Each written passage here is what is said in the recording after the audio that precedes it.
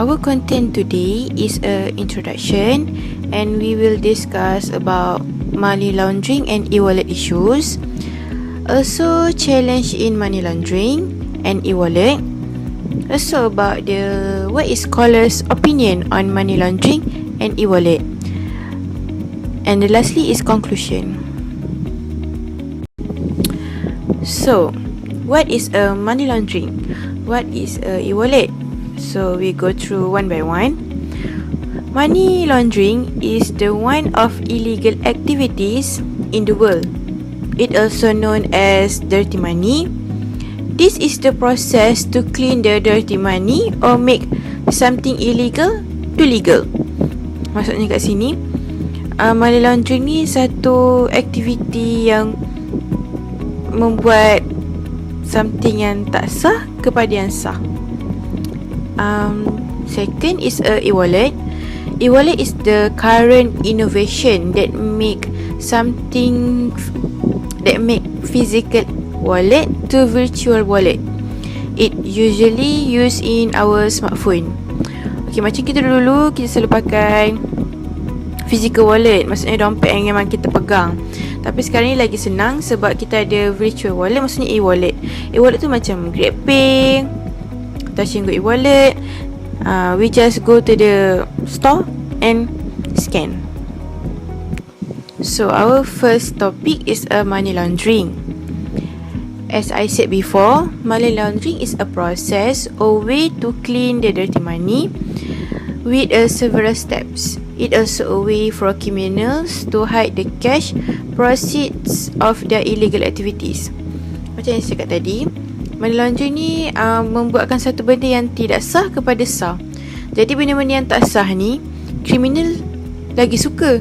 Kriminal memang suka buat benda tak sah. Jadi diorang pilih langkah money laundering ni untuk selamatkan diorang punya profit, diorang punya gain.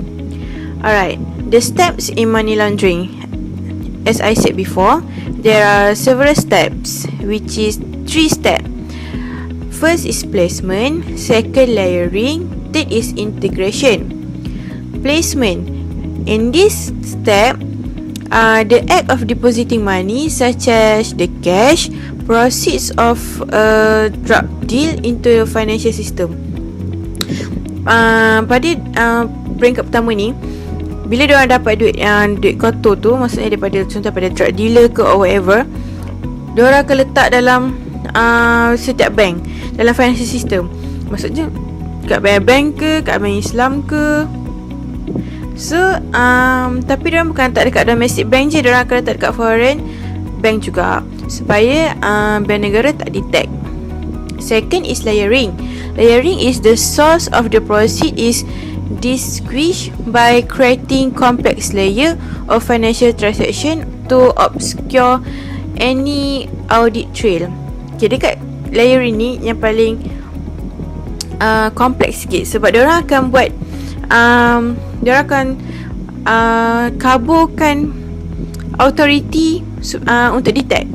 So diorang akan buat layering macam diorang letak dekat enterprise ni, bank kat sini, bank under syarikat ni, under syarikat ni. Sebenarnya diorang contohnya macam shell companies. Shell company ni dikatakan sebagai bisnes tu tidak wujud, tapi diorang mengwujud-wujudkan bisnes tu. Maksudnya macam contoh like car wash. Diorang daftar dekat dalam bisnes semua, diorang buat car wash, tapi sebenarnya car wash tak ada pun. Diorang just letakkan sebagai, diorang letakkan ada profit yang keluar masuk, duit invoice, DO. Dekat sini segala duit yang dah diorang cuci tu jadi sah. Maksudnya diorang buat dengan cara false invoice, ataupun diorang akan buat transaction yang tipu. Diorang tipu lah kat situ sampai membuatkan benda yang tak sah jadi sah. Next, we go to the issues in money laundering. I pick 3 only issues in money laundering. The biggest issue and the normally issues in money laundering. First is of course drug trafficking. Okay, what is drug trafficking? Drug trafficking is a drug distribution, selling, transporting and all things that include in drug activities. Maksudnya, apa segala benda yang dalam aktiviti dadah ni dikategorikan sebagai drug trafficking. Tak kisahlah dalam segi buat, segi mengedar, menjual, menghantar, segala apa semua iaitu termasuk dalam kategori drug trafficking. Every year, illicit drug is estimated to be worth $400 billion a year. Maksudnya duit yang tidak sah daripada aktiviti dadah ni dianggarkan sebanyak $400 juta setahun. Alright, kita dah belajar tadi pasal 3 step to money laundering. Okay, we will discuss about that in drug trafficking, how they can do that. First is placement. Entails depositing the drug proceed into domestic and foreign financial system, like I said. Maksudnya bila dah tu dah dijual, contohnya dalam $10,000, $50,000, diorang masuk kepada bank-bank yang ada, tak kisahlah bank dekat domestic atau dekat foreign. And second is layering. Layering is creating a complex manipulation. It involves shell companies, nominees in offshore and financial centers.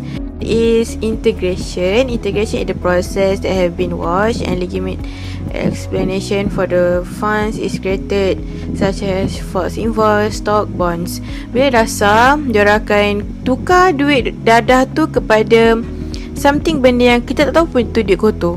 Contoh macam stocks, bond, kapal selam, kapal siar,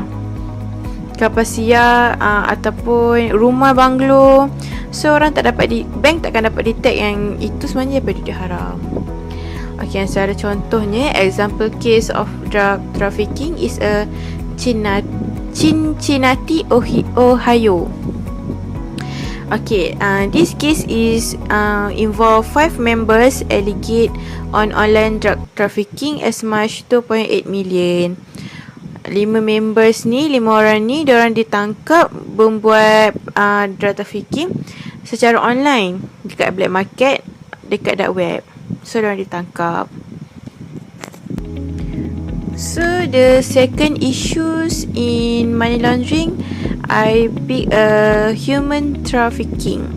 Human trafficking is the criminal trade of men, women, children for the purpose of commercial sex, forced labor or other exploitation. Maksud kat sini perdagangan manusia ni adalah satu jenayah yang membuat pertukaran tak kira lelaki, perempuan dan kanak-kanak. Okay, in human trafficking there is 3 major types of human trafficking.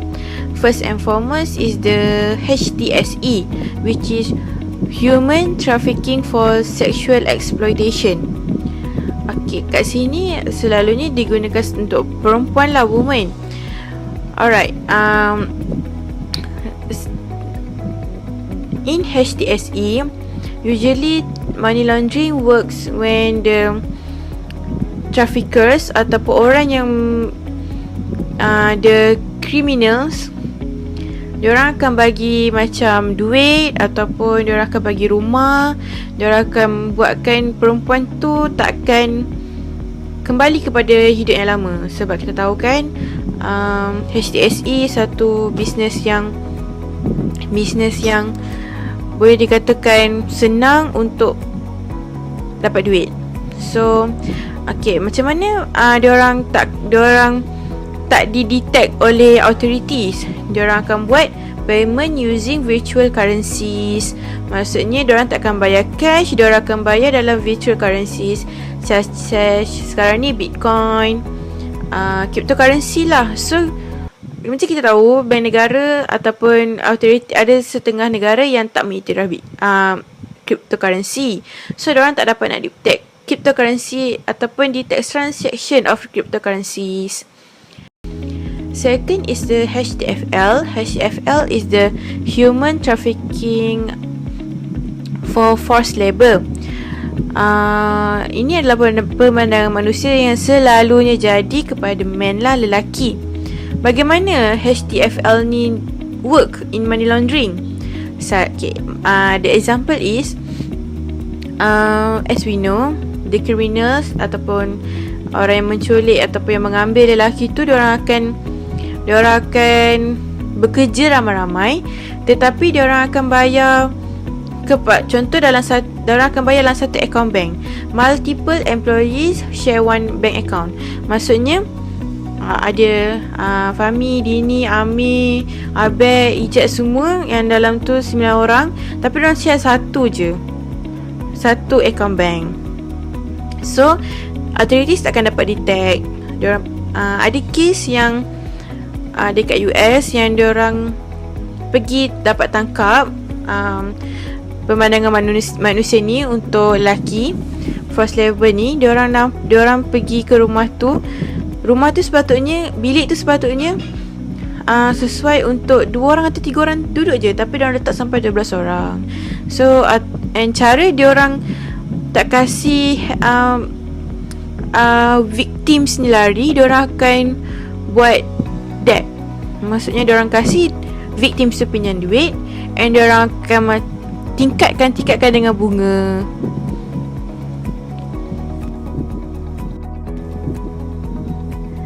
And lastly, HTRO. HTRO is a human trafficking for removal organs. Actually, this type of human trafficking is the minor activities. So yang kita tahu, removal of organs dengan satu lagi aktiviti lain. Diorang just ambil organ yang diorang nak. Contoh macam buah pinggang, mata. Diorang takkan bunuh. Diorang just ambil organ. Contoh bila dia ambil organ mata, so victim tu akan jadi buta. Okay, macam mana diorang work in money laundering? Supaya authorities tak nampak, diorang akan bayar the bill, the equipment facilities. Sebab kita tahu untuk pembedahan adalah sangat mahal. Diorang tak buat dekat hospital kerajaan, diorang tak buat kat swasta. Dia ada tempat diorang sendiri, which is the cost for that is so high. Second, diorang pay the various person that in charge in the activities lah, such as a surgeon. Maksudnya diorang akan bayar mahal dekat orang yang menjalankan aktiviti tu. Antara salah satunya macam broker, surgeons. The last issue that we pay is online gambling, or we can say is gambling.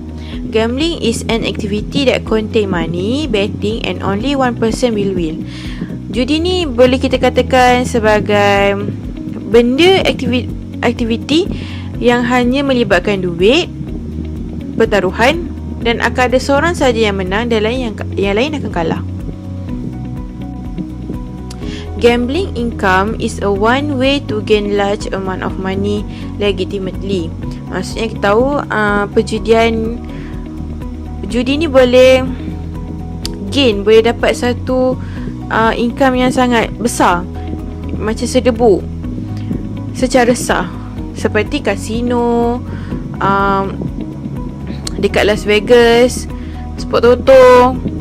So criminals enterprise often use online casino as a way to transform dirty money that obtained through illegal enterprise into clean money that was ostensibly illegal.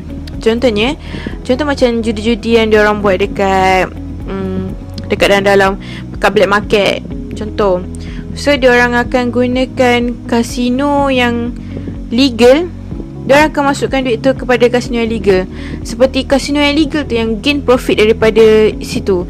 Sebenarnya yang gain profit tu daripada illegal gambling. Okay, the example case is online gambling in UK, which is William Hill was fined $6.2 million. Kes ni dikategorikan sebagai besar juga sebab diorang buat ni lah online gambling dekat dalam dark web. Next, the challenges in money laundering. First and foremost is online banking. Online banking make everything is getting easier, such as the launderer do not need to go to the bank to fill the borang. So diorang boleh buat aktiviti money laundering tu through online banking. So authorities pun susah nak detect. So second is e-cash or e-wallet kan kita tahu bila ada e-wallet, e-cash ni macam-macam, senang je nak buat. Just macam kita tahu kan, macam Touch and Go, kita boleh transfer kredit tu ke situ. Maksudnya kita just scan barcode. So memula phone kita ada RM20, lepas tu kita transfer RM15 dengan just barcode. No need to, tak ada orang authorities pun yang akan pandang benda tu, yang akan semak benda tu. Yang ketiga is a virtual currency, which is Bitcoin, cryptocurrency lah yang senang cakap. Macam kita tahu, Bitcoin ni ataupun virtual currency ni tak legal dekat negara kita.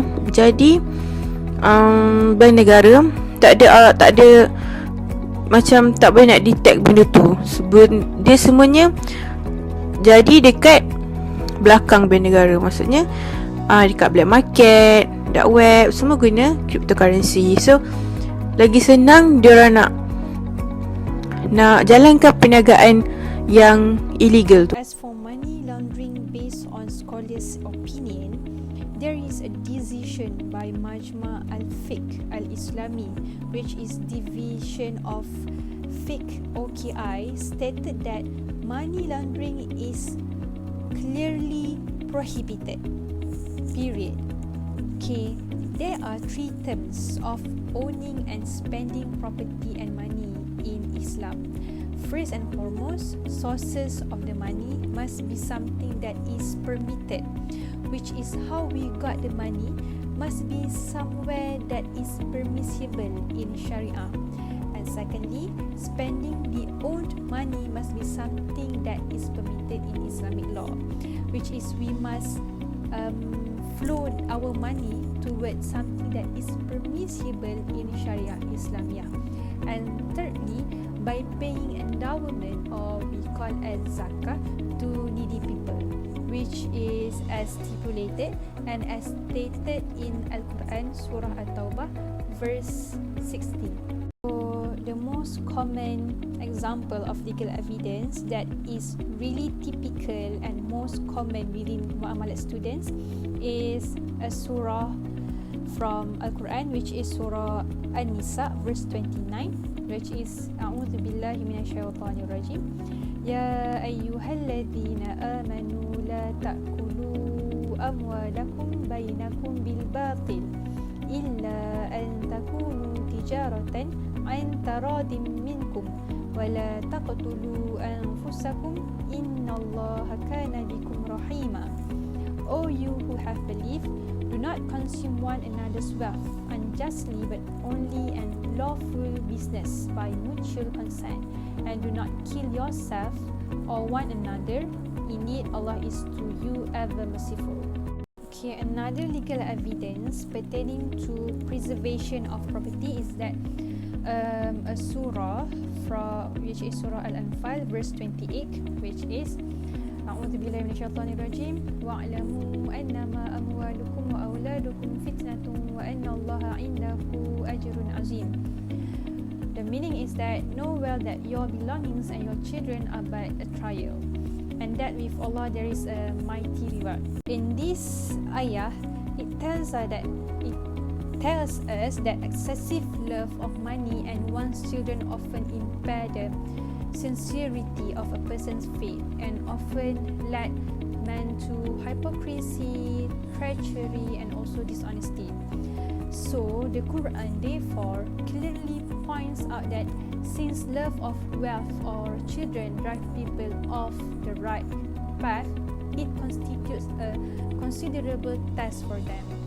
One's property, one's business, and one's offspring constitute a test for a man, since they have been in his custody, so as to judge to what extent he observed the limits of property laid down by God and adequately perform his responsibilities.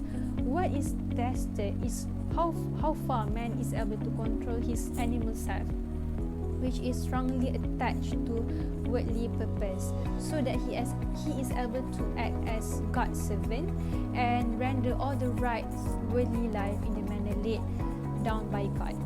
So this is the guideline that is stipulated by Allah Subhanahu Wa Taala toward all of us. We go to the example of e-wallet in Malaysia. Contoh-contoh e-wallet yang ada di Malaysia. Actually banyaklah e-wallet yang ada di Malaysia sekarang. Antaranya adalah Samsung Pay, Razer Pay, WeCash, apa lagi, Maybank Pay. Tapi saya hanya pilih 3 yang paling kerap orang Malaysia guna. Antaranya adalah Touch 'n Go e-wallet. Okay, Touch 'n Go e-wallet ni sebelum ni kan kita guna kad nak bayar tol ke nak LRT ke apa kan. So syarikat Touch 'n Go Sdn Bhd ni dah naik tarafkan dia orang punya sistem lah, orang kata. Jadi Touch 'n Go e-wallet maknanya kalau kita nak bayar tol, kita just bayar melalui mobile phone je. Tak perlulah gelabah mana kad aku ni, mana kad. Tak payah, just bayar guna phone je kan. Yang kedua adalah Boost. Boost ni jugalah paling minat sebab dia kalau kita nak buat transaksi ke, nak top up ke, nak bayar bil ke apa, dia kena PIN. Okay, PIN tu sebelum kita daftar Boost tu, kita kena pilih kita nak PIN apa. Contohnya PIN Boost saya 123456. Okay, so after bila saya nak bayar bil ke apa, saya kena letak 123456 tu. Okay, lepas tu Grab Pay. Okay, dan nama Grab Pay mestilah daripada syarikat Grab kan. Okay, syarikat Grab ni sebelum ni kita kan kalau nak bayar naik Grab ke, bayar cash kan. Tapi sekarang bila dah naik taraf juga, jadi Grab Pay ni kita just masukkan duit dalam tu, and then kalau kita nak pergi mana-mana, kita terlupa duit, maksudnya kita naik Grab. Contoh saya dah naik Grab kan, lepas tu tiba-tiba tak ada duit kecil. So bila dia dalam e-wallet ni, Grab Pay ni, so tak payah risau, kita bayar melalui itu je, tak tinggal duit ke apa kan. Okay, so biasanya ni menjadi minat ramai juga sebab bila setiap kali kita top up tu, kita dapat bonus tu, then after that mungkin dapat diskaun lagi bila kita naik tu. Okay, tu antara e-wallet yang paling rakyat Malaysia sukalah, antara 3 tu je. Okay, next we go to the challenges of e-wallet, cabaran e-wallet. Okay, sebelum ni kan berkas Perdana Menteri kita Tun Dr. Mahathir kata yang Malaysia ni move to cashless society in the future. Okay, memang sebabnya banyak kelebihan kalau Malaysia ni move to cashless kan. Ya, antaranya dapat kurangkan rasuah dalam organisasi mana-mana, and then dapat mengurangkan jenayah. Semua tu memang betul sebab semua data, kalau corruption tu, kalau rasuah tu kan, kalau kita cashless ni semua data ada, so mengurangkanlah rasuah tu. And then kalau jenayah tadi, sebab benda tak ada benda nak curi, kita tak ada physical money. Kalau dicuri purse kita pun, then kita buat report, kita block kat tu, okay dah, duit tu masih ada. Macam itulah. Tapi dalam banyak-banyak kelebihan dia juga, ada juga keburukan. Not keburukan, cabaran e-wallet ni. First, satu regulatory compliant. All mobile payment need to abide with legal requirement. This entails both the financial and customer based regulation. Maksudnya sekarang kan banyak orang kata, orang yang buat teknologi application tu semua memang belum lah nak buat e-wallet ni. Tapi nak buat e-wallet tu bukan senang. memang dia boleh buat application tu, tapi mesti berdasarkan legal requirement, berdasarkan kewangan ni. Sebab kita ada kan financial, kita tak boleh lah buat suka-suka hati. So contohlah kalau ramai yang buat application tapi tak ada legal requirement, tak boleh, orang tak akan percaya kan. So macam mana kita nak menjadikan Malaysia tu sebagai cashless society if e-wallet ni tak ada tak legal, bahaya, orang tak akan percaya kan. Okay, and then regulatory compliance ni juga mestikan berdasarkan consumer, mestilah mesra pelanggan, macam gitulah. Tak boleh lah buat yang benda susah-susah yang orang tak faham. Kena buat yang simple tapi mudah, selamat semua tu kan, berdasarkan legal requirement. Okay, yang kedua, fraud risk. Contactless payment present harsh unknown risk and fraud like leaked data and undetected malware. Maksudnya fraud risk ni juga antara the most reason consumer do not believe with the e-wallet lah, sebab takut. Macam mana kalau buat ni, kalau ada e-wallet, kalau buat payment melalui e-wallet, tiba-tiba data kena curi, duit hilang dalam bank, duit macam gitulah. So untuk kita buat e-wallet ni, kita kena securekan lagi kita punya security untuk tak nak benda tu jadi lagi. Maksudnya tak nak berlakunya fraud ni, penipuan lah, macam gitu. Next slide is low perception. They are not informed the benefit of the e-wallet. Persepsi yang rendah terhadap e-wallet ni, mereka tidak diberitahu. Maksudnya mereka ni saya rasa kalau orang yang tinggal di urban, kawasan-kawasan bandar, tak jadi masalah sangat. Yang jadi masalahnya, masalah sikit lah orang yang tinggal di luar bandar. Diorang tak tahu apa kelebihan e-wallet. So diorang tak prefer nak buat bayaran ke, nak apa ke, guna e-wallet. Diorang just cash lah, bayar secara duit fizikal kan. So low perception juga merupakan salah satu challenges of e-wallet lah. Okay, yang keempat, low trust in e-wallets. Believe that there are many advantages of e-wallet but do not believe with e-wallet. Maksudnya diorang tahu, diorang ada pengetahuan banyak kelebihan e-wallet ni, kurangkan corruption, mengurangkan jenayah, tapi dia masih tak percaya e-wallet ni. Diorang masih ragu-ragu. Tu juga cabaran e-wallet tadi. Part of convenient, easy and fast e-wallet service, this type of payment method also raising several issues in a particular way. If the issue is a non-bank establishment, then there might be some Sharia concern that need to be addressed. E-wallet is mainly used for payments and e-commerce.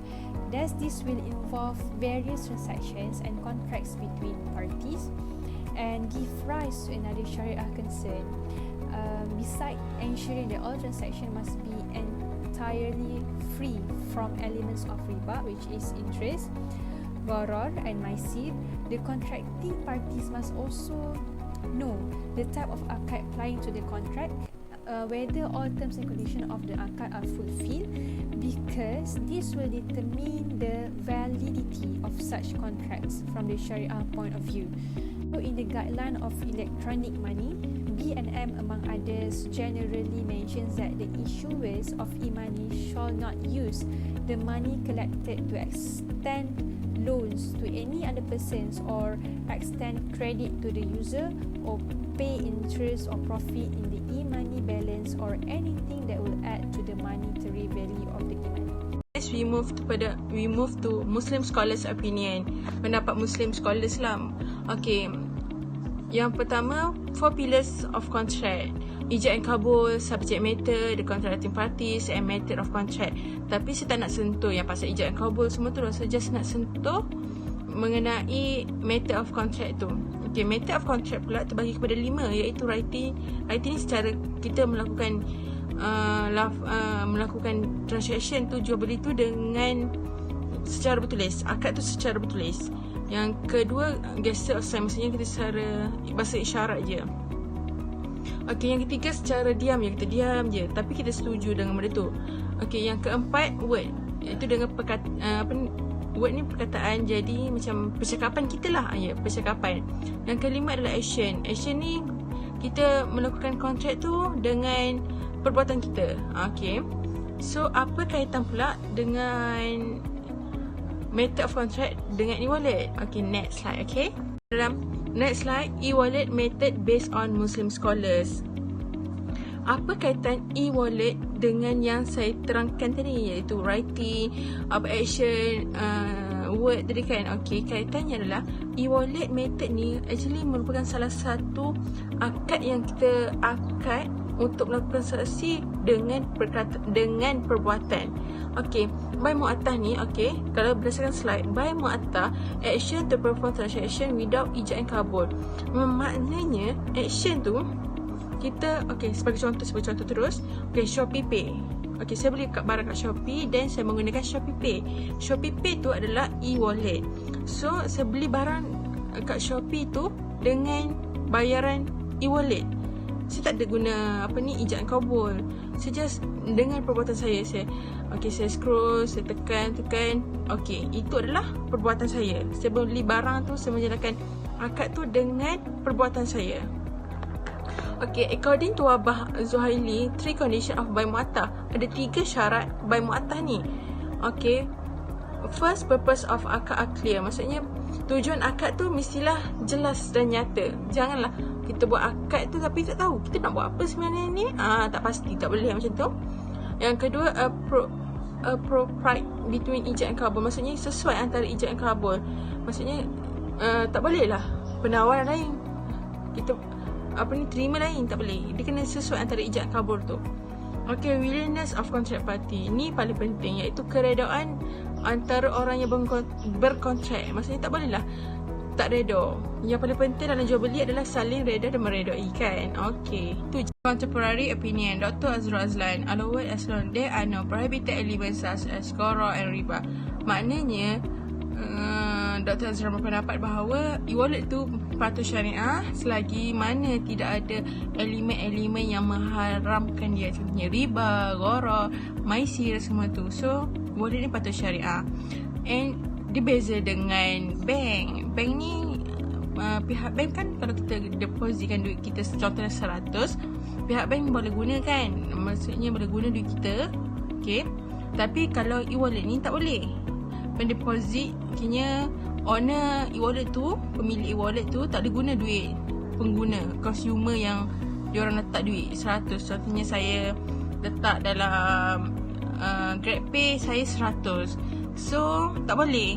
GrabPay tu, owner Grab tu, syarikat Grab tak boleh guna duit saya. Okay, tu pendapat Dr. Azrul Azlan.